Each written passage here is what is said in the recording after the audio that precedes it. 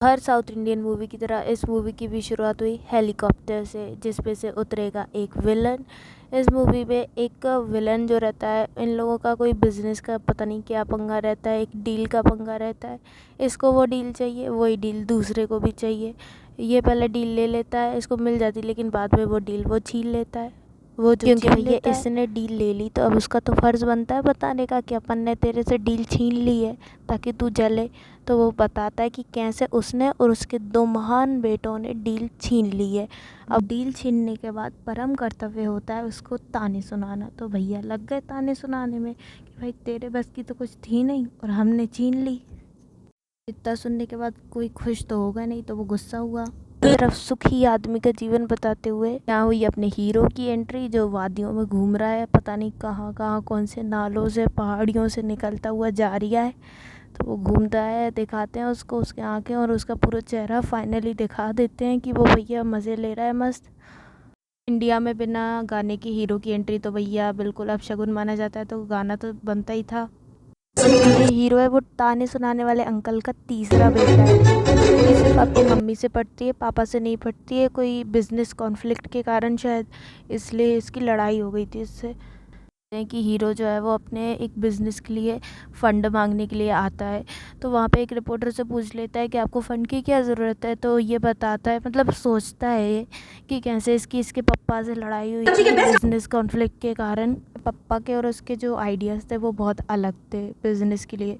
तो वो जो है उसके पापा का साथ नहीं देता है और छोड़ के चला जाता है और अपना नया आइडिया शुरू करता है।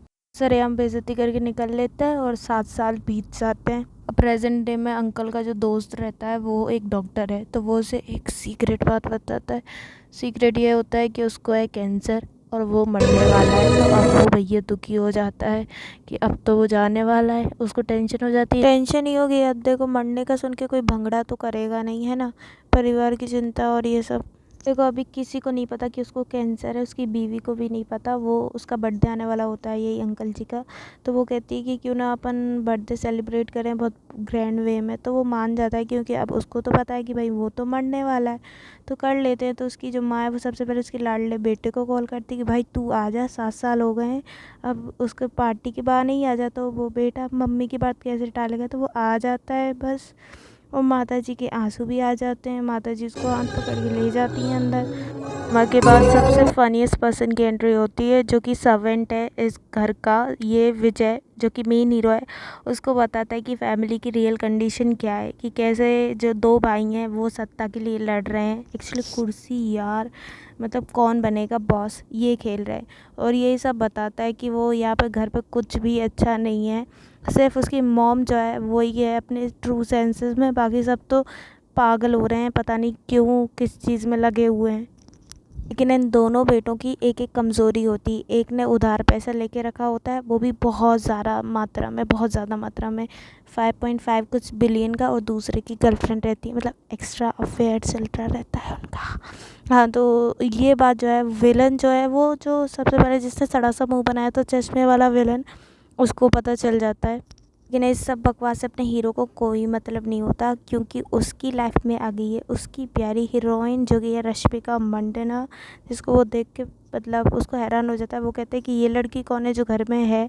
फिर वही सर्वेंट अपना कॉमेडियन वो बताता है कि ये वही लड़की है जो उसकी भाभी की बहन है। जो वो चौंक जाता है उसको देख के, क्योंकि वो पहले कुछ और थी और अब बिल्कुल चेंज हो गई रहती है, इसीलिए। रणवीर से पूछता है कि इफ़ शी नोज़ इट, तो वो मना कर देती है, तो उसका पोपट हो जाता है। उसके बाद एक बर्थडे पार्टी में जो वो अपनी बहन को समझा रही रहती है कि तुम डाइवोर्स दे दो, क्योंकि वो खुश नहीं रहती। उसी का हस्बैंड रहता है जिसका अफेयर रहता है, तो वो उसे समझाता है कि हाँ आपको डाइवोर्स दे देना चाहिए।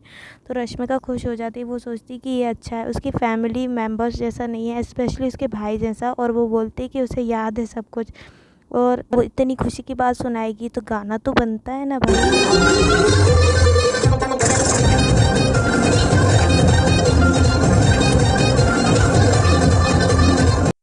गाने के बाद पता चलता है कि जो डील इसने छीनी थी ना स्टार्टिंग में, वो डील इनसे फिर से छीन ली गई है।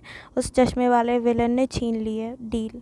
पूरी तरीके इनके साथ जो बुरा हो हीरो को कोई फ़र्क नहीं पड़ता। हीरो को जो स्टार्टअप के लिए पैसे चाहिए थे उसको वो पैसे मिल जाते हैं। 250 करोड़ की यूनिकॉर्न बन जाती है उसकी जो ऐप होती है वो। तो उसी खुशी की में रश्मिका उसके घर आती है, मीन्स हीरोइन उसके घर आती है। देन उसकी मम्मी को पता चल जाता है उन लोगों के बारे में।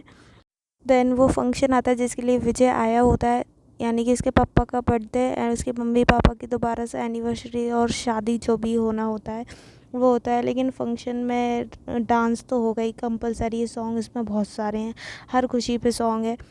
डांस के बाद पता चलता है कि जो उसका भाई है उसका जो अफेयर था उसके बारे में उसकी वाइफ को पता चल जाता है। वो खुश तो होगी नहीं, आके एक चपाट से थप्पड़ मारती है वो उसके हस्बैंड को और सब छोड़ छाड़ के चली जाती। तो यहाँ तो बड़े भाई का खेल हुआ।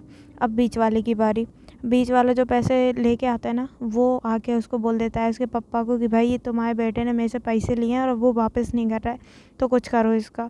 तो ये दोनों भाइयों का तो भांडा फूट जाता है। अब बचा तीसरा वाला, अब पापा तो मरने वाला है। तो उसने सोचा यार कि कुछ तो करना पड़ेगा, उसकी कुर्सी कोई मतलब ऐसे हैंड्स में जाना चाहिए जो संभाल सके बिज़नेस। ये दो तो गधे निकले। अब तीसरे को वो मनाता है पर वो चला जाता है, आता नहीं है। लेकिन फिर वो डॉक्टर है वो उसको बताता है कि भैया तुम्हारा पापा मरने वाला है, तो जब तक ज़िंदा है तब तक तो कुछ कर ही दो। वो वापस आ जाता है, एज हीरो है इसलिए वापस तो जाना ही पड़ेगा। नाउ हीरो जो है वो आ जाता है तो उसको बॉस बना दिया जाता है उस ग्रुप का, जो बिज़नेस का जो उसके पापा का था।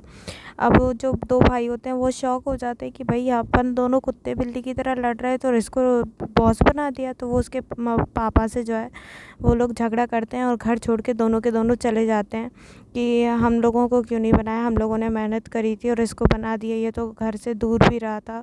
तो दोनों के दोनों चले जाते हैं। दुश्मनी बढ़ गई है तो बड़ा भाई का फ़र्ज़ बनता है कि वो छोटे भाई को पिटवाए, क्योंकि वो हीरो है और हीरो का फ़र्ज़ है कि वो दे धनाधन पीटे। तो वो मारता है। तो ये तो हर मूवी में कॉमन ही है यार।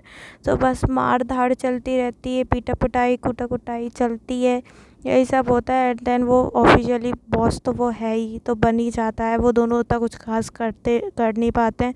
तो अब वो दोनों जाके जो तीसरा दुश्मन है वो चश्मे वाला, उससे मिल जाते हैं। इन लोगों की एक पर्टिकुलर डील पे फिर से लड़ाई होने लगती है और क्योंकि अपना हीरो है तो वो तो हार सकता नहीं है, तो वो इन लोगों को मात दे देता है। उसके बाद फिर गाना अच्छे से वर्क कर रहा है तो गाना तो बनता है ना। ख़त्म, प्रॉब्लम शुरू। अब इन जो बड़ा भाई है उसकी एक बेटी रहती है, वो जो बेटी है वो कहीं खो जाती है। तो उसकी फ्रेंड बताती कि पता नहीं वो कहाँ गई है, किसी के साथ गई है। ये पुलिस के पास जाते हैं तो वो बताते हैं कि वो ह्यूमन ट्रैफिकिंग का शिकार हो गई है। क्योंकि अब पुलिस वो गुंडे वाले एरिया में जा नहीं सकती।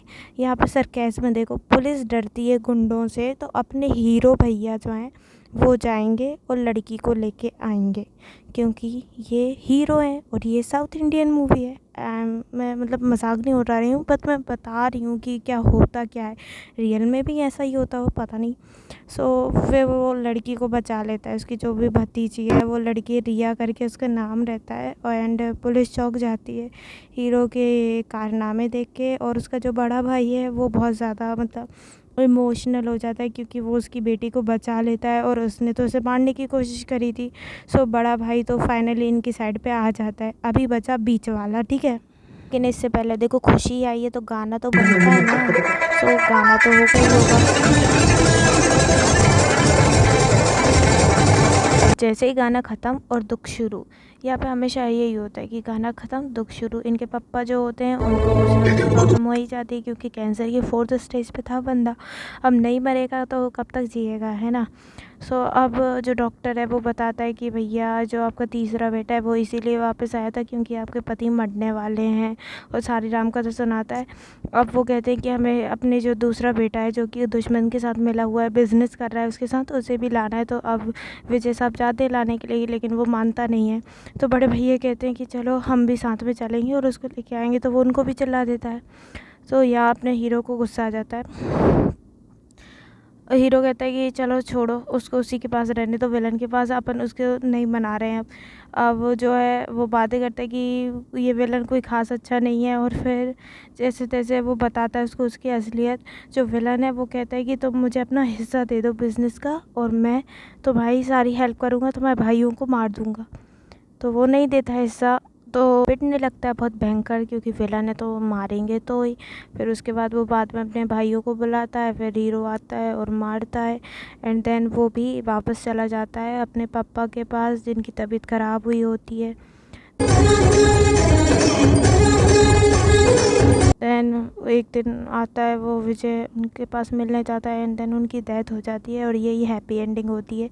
तो moral of the movie is कि फैमिली को साथ में रहना चाहिए अच्छे से। बस बहुत प्यारी मूवी थी वैसे।